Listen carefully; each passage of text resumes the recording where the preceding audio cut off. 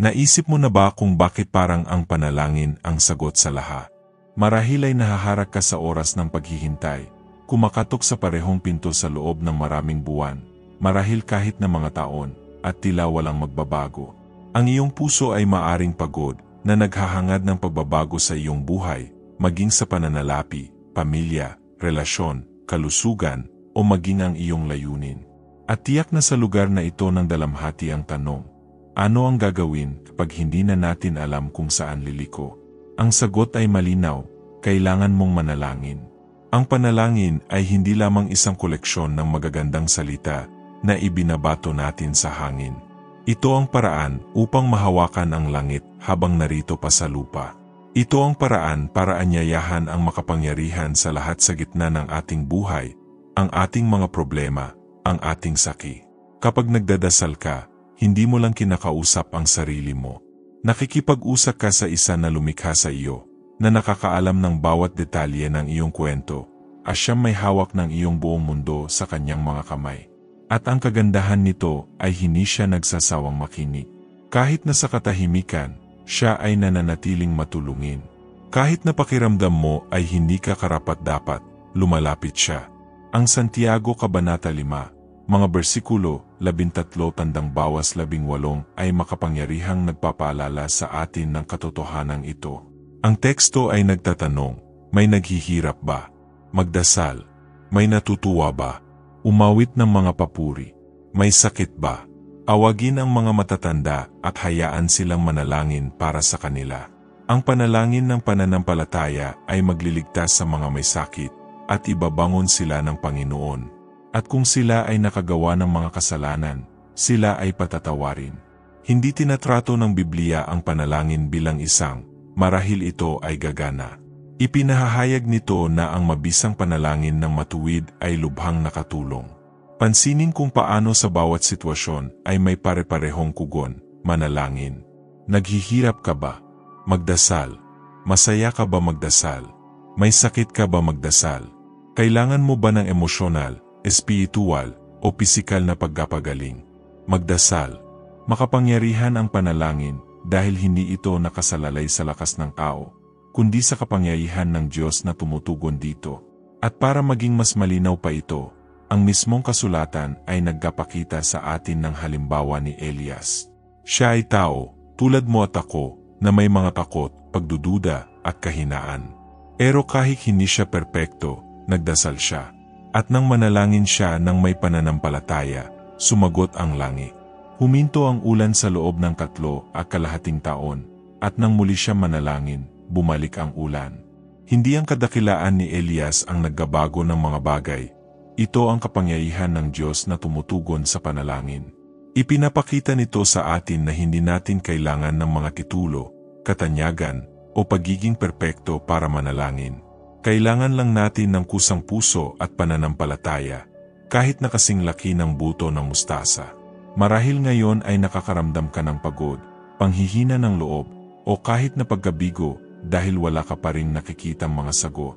Ngunit hayaang bumaon sa iyong puso ang katotohanan ito. Ang bawat panalangin na iyong ginagawa ay dininig ng Diyos. Walang luhang nasasayang. Walang taimtim na sigaw ang hindi pinapansin. Maaring hindi agad na binabago ng panalangin ang mga pangyayari, ngunit tiyak na nagsisimula ito sa pagbabago ng iyong puso. At iyon mismo ang dahilan kung bakit gusto kitang hikayatin ngayon. Huwag maghintay para sa perpektong sandali o ang tamang mga salita. Magdasal ka na lang. Dalhin ang iyong sakit, ang iyong mga pagdududa, ang iyong kagalakan, at maging ang iyong galit sa harap ng Diyos. Hindi siya natatakot sa iyong katapatan. Sa kabaligtaran, inatanggap niya ito ng may pagmamahal. Kung ang mensaheng ito ay may naantig sa iyong kalooban, gawin ang sandaling ito upang mas mapalapit pa sa presensya ng Diyos. At gusto ko ring magganong sa iyo ng isang bagay na mahalaga. Kung ang video na ito ay nagpala sa iyong buhay, mag-subscribe sa channel, mag-like, magkomento, at magbahagi. Ito ay hindi lamang isang kilos ng suporta, ngunit isang paraan upang maikalat ang salita at magdala ng pag-asa sa mas maraming tao na kailangang marinig na ang panalangin ay nagbabago pa rin ng buhay. Napansin mo na ba kung gaano kadaling maghanap ng mga distractions kapag ang lahat ay tila wala sa kontrol. Sa halip na magdasal, madalas tayong tumakbo sa lohika, pag-aalala, o maging sa social media.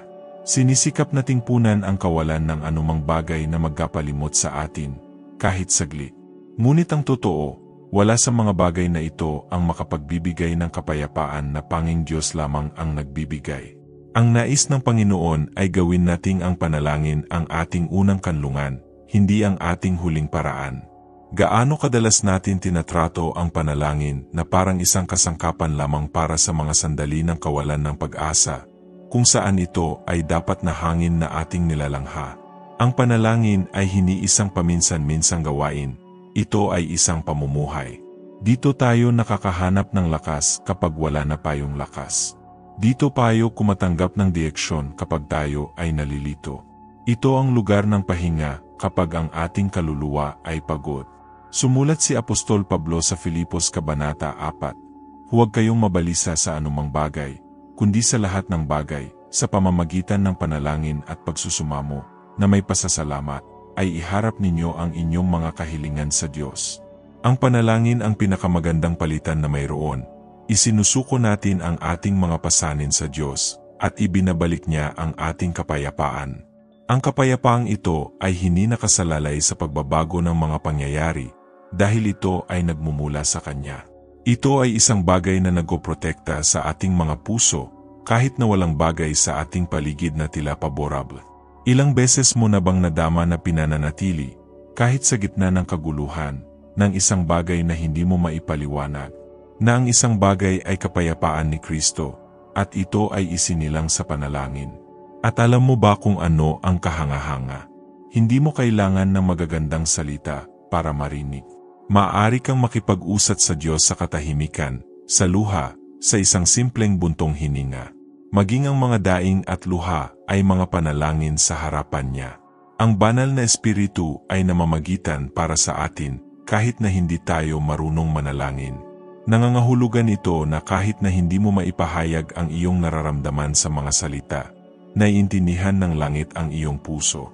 Ngunit narito ang isang lihim na napagganto ng ilan. Ang panalangin ay hindi lamang tungkol sa mga sago.